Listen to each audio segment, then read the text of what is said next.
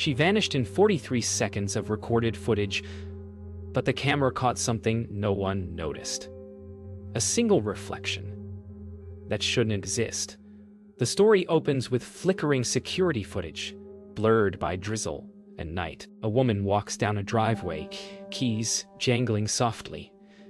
The neighborhood sleeps under dim amber streetlights. A narrator's voice pierces the silence, calm but uneasy, describing how one ordinary evening turned into an unspeakable mystery. Lena Moore was last seen leaving her house just after 9:00 p.m., wearing a gray coat and holding a small red umbrella. Within seconds, she disappears beyond the gate, but something strange glimmers in the car mirror behind her, a faint human outline frozen in the dark. The camera pans, the sound fades, and the narrator whispers, "What if the clue was never hidden, just ignored?" The rain stopped by morning, but the unease didn't. Police tape flutters weakly outside Lena Moore's quiet suburban home. Detective Claire Hartman steps from her cruiser, scanning the driveway where Lena was last seen. Everything looks ordinary, except it isn't. No forced entry, no signs of struggle. Just a missing woman and a silence that feels staged. The neighbors watch from behind curtains, their eyes darting away as Claire looks up. She knows this kind of quiet. It's the sound of something pretending to be normal. Neighbors gather reluctantly for questioning. Their words overlap, too rehearsed, too clean. One insists Lena was happy the last time she was seen. Another claims she left to visit her sister. But no one mentions hearing a car. Claire listens, her expression unreadable, while her eyes catch something strange. A car across the street with a wiped clean mirror. "When did you wash your car in the rain?" she asks. The man stammers, "This morning." Claire doesn't respond. She already knows that's not true. Later that afternoon, a crime scene technician calls Claire over. "You'll want to see this," he says, pointing at the side mirror of Lena's car. A smudge? Small, deliberate, circular. Right at eye level. She leans closer, frowning. It isn't dirt. It's oil from a human thumb. Someone touched the mirror the night she disappeared. Someone close enough to see her reflection vanish. Night falls again. The streetlights flicker on one by one, bathing the neighborhood in tired amber light. Claire sits in her car, engine off, watching the houses. Every window seems to breathe. She reviews her notes. No signs of struggle. No trace of departure. No reason to vanish. Then she looks at the security footage again. The same 43 seconds play out. This time, she notices something new. The reflection of another light behind Lena's car, moving when it shouldn't. Her pulse quickens. Whatever happened that night, it was being watched. Morning fog covers the street where Lena vanished. The neighborhood feels hollow, emptied of life. Detective Claire Hartman replays the timeline in her mind. 9:02 p.m. door closes. 9:04 the car alarm chirps. 9:05 she's gone. Every second accounted for, yet none makes sense. A voice from the police radio cuts in. "Officer found an item behind the fence. Looks recent." Claire's expression doesn't change, but her breath quickens. The smallest clue could break this open, or bury the truth even deeper. Detective Hartman interviews Ethan inside his dim living room. The soft ticking of a wall clock fills the silence. Ethan insists he saw nothing, his tone calm, but eyes darting toward the window. Hartman notices faint scratches on his wrist. When she asks, he smiles too quickly. "Cat." There is no cat in the house. Something in the air shifts. Truth hides beneath politeness. At the station, a technician isolates faint background noise from Lena's last phone call. Between static and wind, a muffled voice says something impossible to ignore. "Don't go back." Hartman freezes. She replays it again. The voice is male, tense, almost pleading. She matches it to known residents and stops when Ethan's name appears on the list. Security footage from a nearby gas station reveals a car leaving Lena's street minutes after she disappeared. Same model, same color as Ethan's, but the license plate is obscured by mud. Hartman studies each frame, her reflection mixing with the image of the car. The narrative she believed begins to fracture. Late evening. Hartman sits alone in her car, staring at the same footage looping on her laptop. Then she notices something no one else did. A faint reflection in the gas station window showing a second person inside Lena's car. The realization hits her like ice water. Someone else was there all along. Rumors spread through the town. Whispers about Lena, about Ethan, about something unspoken between them. Old photos surface online, showing them together more often than either admitted. Hartman walks through the quiet street, realizing this wasn't just a disappearance, it was a fracture in trust. Ethan's interview grows tenser. Hartman pushes him about the phone call. He denies knowing Lena was in danger. His eyes flick toward the door again and again. Hartman's voice stays steady. Why did she tell someone not to go back? The silence that follows is louder than any answer. Forensics discover faint blood traces on Lena's umbrella, not her own. DNA results pending. Hartman stares at the report, realizing the umbrella wasn't dropped by accident. It was placed, like someone wanted it found. Night falls.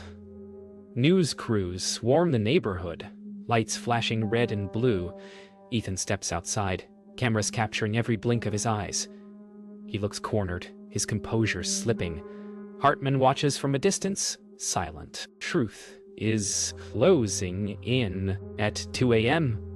Hartman wakes from uneasy sleep. A message alert flashes on her phone. Checked behind the mirror. No number, no name.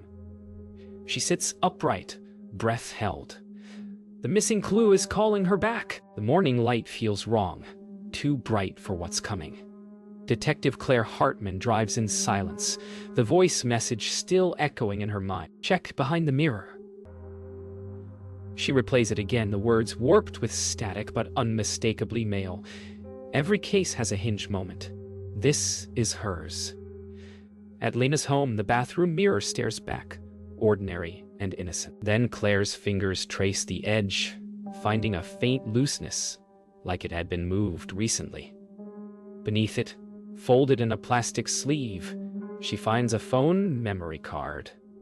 The recording on it will change everything. Back at the station, the file opens slowly on Hartman's laptop. A video, grainy, dated 2 days before Lena vanished.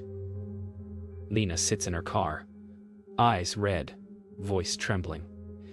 If something happens, it's Ethan. He's not who you think. The recording stops abruptly as a shadow moves behind her seat. Hartman's chest tightens. This isn't just evidence, it's a warning from beyond. Hartman retraces Lena's final route. Alone at dusk. The car radio hums low static as she passes the old quarry road. A dead end on the map, but something draws her there. Her headlights hit a rusted sign half buried in mud. Behind it, tire tracks. Fresh ones. She steps out, flashlight trembling slightly in her grip. The woods swallow her footsteps. Deep in the woods, Hartman finds a hidden clearing. At the center, an abandoned shed half collapsed by time. Inside, the air is heavy, damp, and silent. A single chair sits under a hanging light bulb, flickering weakly. On the dirt floor, rope fibers, a broken phone case, and a scarf that once belonged to Lena. Hartman freezes. The world narrows to the sound of her heartbeat. This is where it happened. She calls for backup, but no one answers. Static fills her earpiece. Then, a sound. Slow footsteps outside. Hartman turns off her light, heart pounding. Through a crack in the wall, she sees a familiar figure. Ethan Cross, standing motionless in the rain, watching the shed. his face expressionless, clothes soaked. He doesn't move toward her or away. He simply whispers something she can barely hear. "You shouldn't have come here." The flashlight flickers out. Darkness swallows the scene. Dawn breaks over the forest, gray and merciless. Detective Claire Hartman sits in her car near the clearing, replaying the video of Lena one last time. Every frame now feels heavier, as if Lena's eyes were staring through time, begging to be understood. Hartman whispers softly, "I see it now." She sends the footage to her team and drives toward Ethan's house, siren off, knowing that whatever happens next will end the search. But not the horror. Ethan's door creaks open before she knocks. He's been waiting. Inside, the house smells of damp wood and decay. Hartman's voice trembles only once as she says, "I saw the recording." Ethan lowers his head, shoulders sagging, then whispers, "I never meant to hurt her." The truth spills slowly, like poison. He had followed Lena that night too, stop her from leaving, desperate, unhinged. A struggle, a fall, an accident that turned into something he could never undo. The silence afterward crushes the air itself. Ethan begins to talk faster, trembling, recounting that night, the argument by the car, Lena slipping, hitting her head, panic setting in. He buried the truth beneath fear, literally and figuratively. "I thought if no one knew, it would stop hurting." Hartman's eyes blur with tears she refuses to shed. "You didn't bury guilt," she says quietly. "You buried her." Ethan finally agrees to take them there. Police cars follow silently along the wooded path. No sirens, just the low hum of engines and the sound of rain returning. The convoy stops at the edge of the clearing. Ethan steps out, shoulders shaking, pointing toward the shed. His voice cracks. "She's here." Every officer lowers their head. Hartman stands still, eyes fixed on the ground, unable to breathe. The weight of truth is heavier than the crime itself. When they uncover Lena's remains, the world goes silent. Hartman kneels beside what's left of her, brushing away the dirt with trembling hands. There's no victory here, only the cold ache of truth. Ethan watches from the car, eyes empty, as officers close the trunk. The rain thickens, washing everything clean except memory. Hartman whispers, "You left one clue that wouldn't stay buried." A small red umbrella lies near the grave. Open, upright, untouched by mud. By afternoon, the story spreads faster than the storm clouds above the town. Reporters fill the street, their voices layered with urgency and disbelief. Every headline carries Lena's name. Local woman found after 2 weeks missing. Neighbor confesses. Detective Claire Hartman watches from her car, siren silent, as camera flashes cut through the rain like lightning. In her chest sits a hollow victory.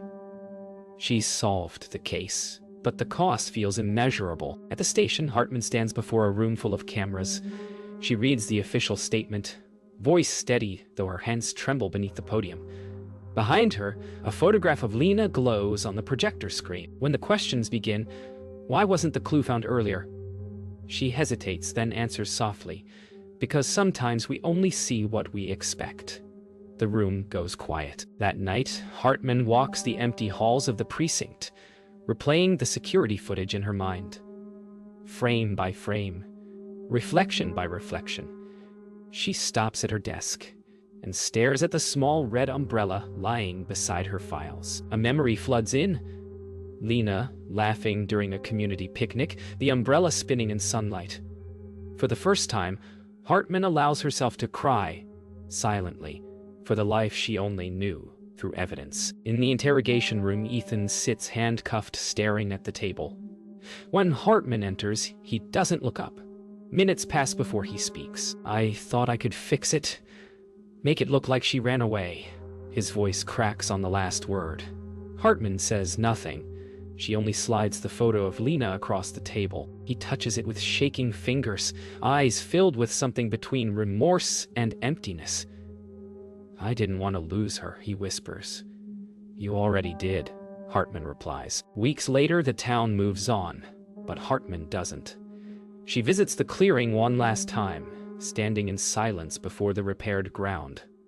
Autumn leaves fall slowly, carried by a quiet wind. She kneels, placing a single white lily beside the red umbrella she's brought back.